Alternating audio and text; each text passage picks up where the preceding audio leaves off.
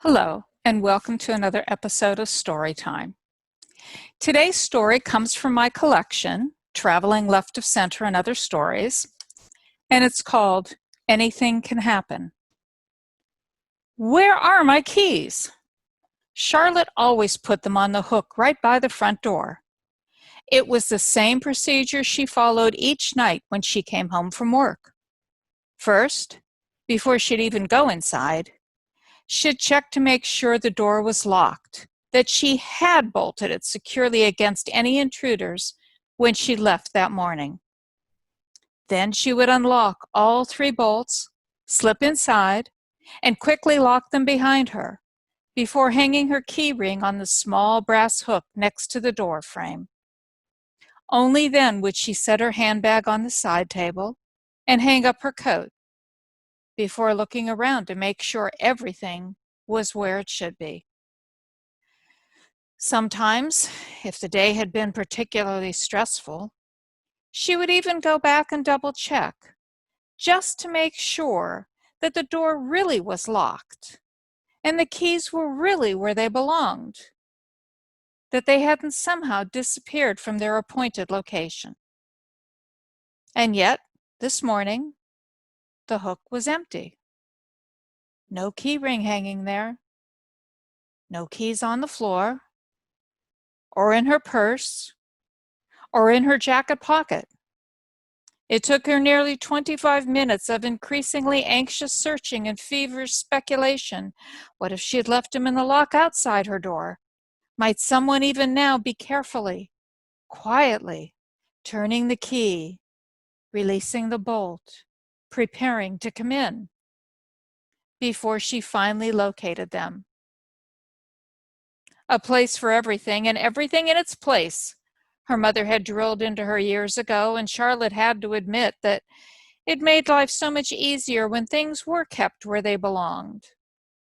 And like so many of the strictures that narrated her life, Charlotte always followed her mother's rules and admonitions to the letter. So how did her keys end up in the silverware drawer? I don't understand, she kept saying as she put the keys in her pocket and then compulsively patted the bulge to make sure they really were there, that they hadn't gone somewhere else. I always hang them up. I do, defending herself against an invisible accuser. Now her whole Saturday morning schedule was off. That carefully defined routine she had perfected over the years. Leave home at 9:15 sharp. Drive to the bank, the post office, and the grocery store before returning home at exactly 11:45.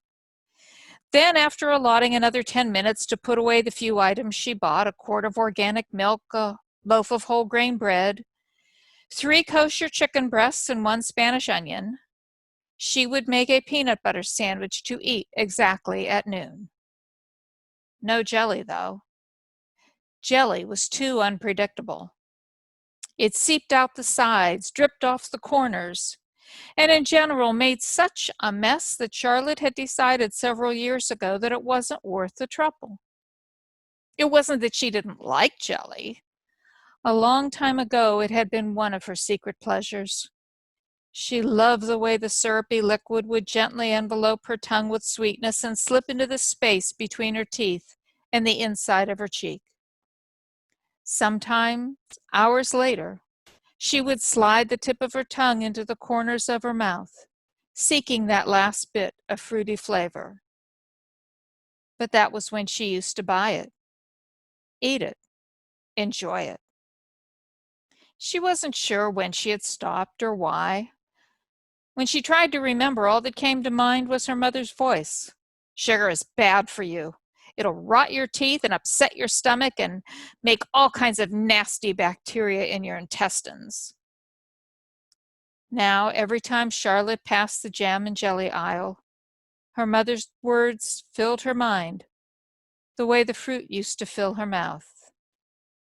But instead of sweetness, there was only a bitter flavor.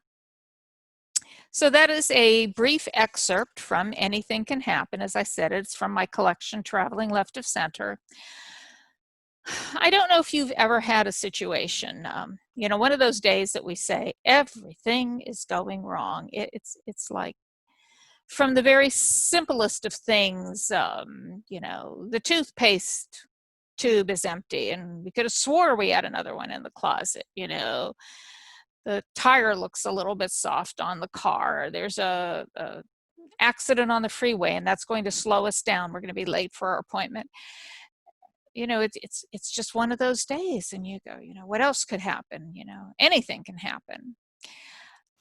We get through it and we don't think too much about it, and the next day when we get up, everything is back to normal and it's fine. In Charlotte's case, that is always playing in the back of her mind, that anything can happen, and anything can happen at all, and it's never a good anything that can happen. I could buy a lottery ticket and it could be the winner. Anything can happen. No, it's more the things that can go wrong. And the more she fixates on all the things that might go wrong, that could go wrong, that will go wrong, the more anxious she becomes. And the more anxious you get, the more likely you are to make mistakes. And this is kind of how the story starts with, for whatever reason, she puts the keys in the silverware drawer. Who knows why?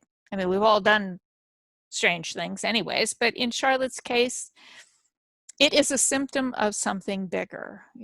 Little by little, Charlotte's grasp on life, on reality, it's starting to loosen a teeny bit. Her fears are starting to impact her in ways that she doesn't even realize.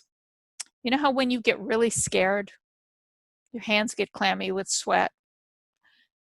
That's a physical reaction. In Charlotte's case, that in a sense is also what's happening to her figuratively. Her grasp on reality is starting to not be quite as sure and certain as it should be, because she's becoming more and more afraid. And yet, if you asked her, what are you afraid of, Charlotte? I don't know that she could actually tell you. So in Anything Can Happen, the story starts out with her Saturday morning routine, which she has so carefully created to try to avoid anything from happening, has gone completely awry.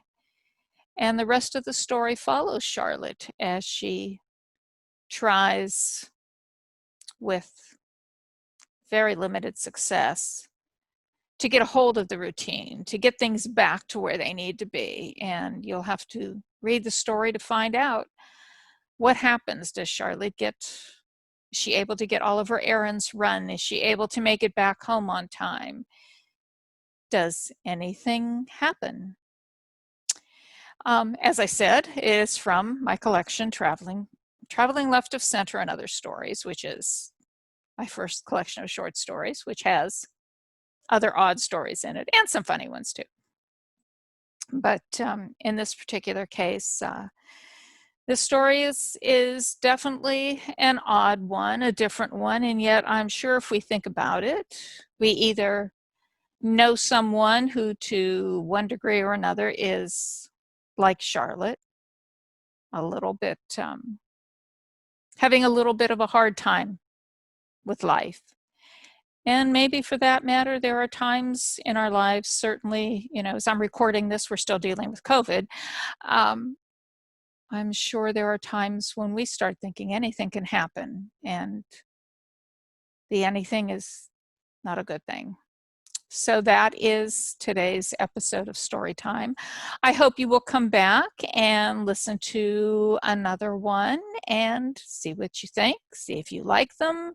If you do, or if you're intrigued by the excerpts, I hope you will pick up a copy of Traveling Left of Center or Peripheral Visions and Other Stories. Those are my two collections. Read them and see what you think, and let me know. Thanks so much.